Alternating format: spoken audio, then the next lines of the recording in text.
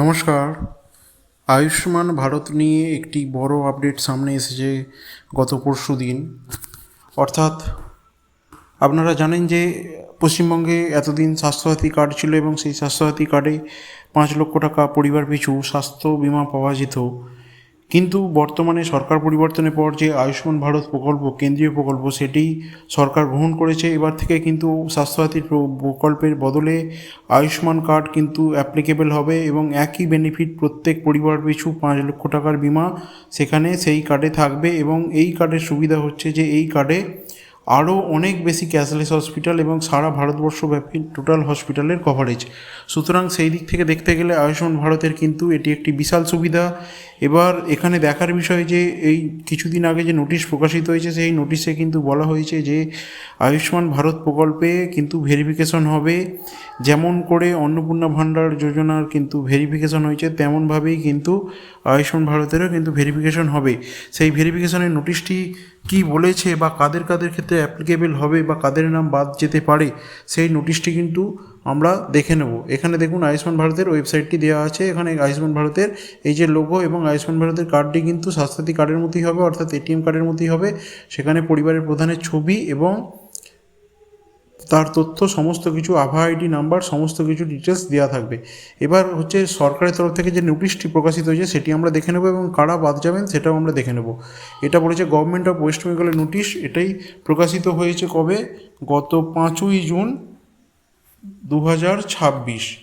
এখানে বলা হয়েছে আয়ুষ্মান ভারত প্রধানমন্ত্রী জন আরোগ্য যোজনার অধীনে বেনিফিশিয়ারিদের ফিল্ড ভেরিফিকেশন হবে এবং যদি কোনো বেনিফিশিয়ারির কেওয়াইসি না করা থাকে সেখানে কিন্তু তাদের সঙ্গে সঙ্গে কেওয়াইসি করে দেওয়া হবে।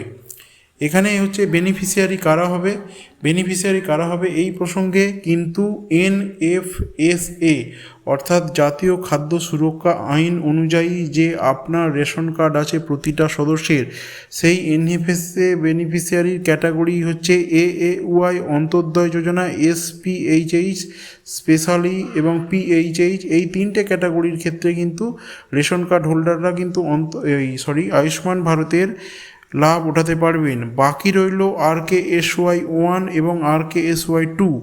এই ক্যাটাগরির কার্ড হোল্ডারদের কিন্তু আয়ুষ্মান ভারত যতদূর সম্ভব কিন্তু বাদ চলে যাবে। তারা কিন্তু কোনো স্বাস্থ্য বিমার আওতায় আসবেন না। যদিও এটা এখনও কনফার্ম নিউজ নয়, কিন্তু তবু জানা যাচ্ছে যে RKSY 1 এবং RKSY 2 এই ক্যাটাগরির হয়তো বা বাদ যেতে পারেন, তাদের যদি আলাদা করে বিজ্ঞপ্তি প্রকাশিত না হয়। এবার কথা হচ্ছে যে AAY SPHH বা PHH আপনি কোন ক্যাটাগরিতে সেটা বুঝবেন কি করে?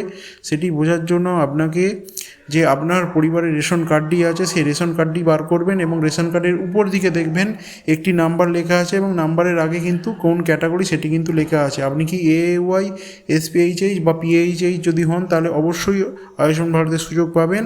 অন্যথায় কিন্তু RKSY 1 বা RKSY 2 হলে পরবর্তী বিজ্ঞপ্তি প্রকাশিত যদি না হয় তাহলে কিন্তু হয়তো বা বাদ চলে যেতে পারেন।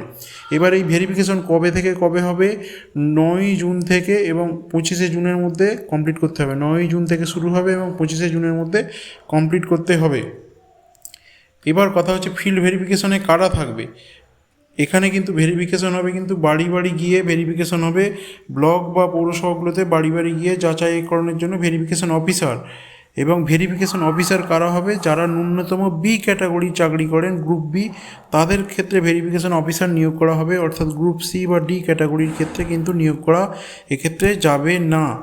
এবং ফিল্ড লেভেল কর্মীদের হয়তো বা জায়গা চিনিয়ে নেওয়া বা তাদের হয়তো এই সংক্রান্ত আরও কাজে লাগানো যাবে। এক্ষেত্রে ফিল্ড লেভেল কর্মী গ্রুপ সি ডি হতে পারে। আগের ক্ষেত্রে যেমন দেখেছিলাম BLOরা SIRের সময় ছিল সেম তেমনই গ্রুপ সি বা ডি কর্মীরা ফিল্ড লেভেল ওয়ার্কার হতে পারে। এবার যাচাইকরণের সময় যদি কোনো বেনিফিশিয়ারি যদি কেওয়াইসি না থাকে তাহলে তার সঙ্গে সঙ্গে কেওয়াইসি সম্পূর্ণ করা হবে। অর্থাৎ সরকার এক্ষেত্রে কিন্তু গুরুত্ব দিচ্ছে আপনার কেওয়াইসি যদি করা না থাকে তাহলে আপনার হয়তো বা আঙুলের ছাপ নিয়ে তৎক্ষণাৎ কিন্তু কেওয়াইসি সম্পূর্ণ করা হবে। এবং ভেরিফিকেশন টিম কিন্তু যোগ্য সুবিধাভোগীদের সঠিক শনাক্তকরণ এবং যাচাই নিশ্চিত করবে এবং প্রাপ্ত তথ্য নির্দিষ্ট পোর্টাল বা মোবাইল অ্যাপ্লিকেশনের মাধ্যমে আপডেট করবে। হয়তো ওদের কাছে কোনো ও অ্যাপ যতদূর সম্ভব ধারণা করেছে অ্যাপ বা কোনো ওয়েবসাইটের মাধ্যমে লগ ইন করে তারা কিন্তু সঙ্গে সঙ্গে তথ্যটা ভেরিফাই করে এবং তাদের সার্ভারে আপলোড করবে। অর্থাৎ আপনি যদি উপযুক্ত হন তাহলে কিন্তু আপনার তথ্যটি সঙ্গে সঙ্গে ভেরিফাইড হয়ে কিন্তু ওদের পোর্টালে উঠে গেল, অর্থাৎ আপনার আয়ুষ্মান ভারত কার্ড তৈরি হয়ে গেল।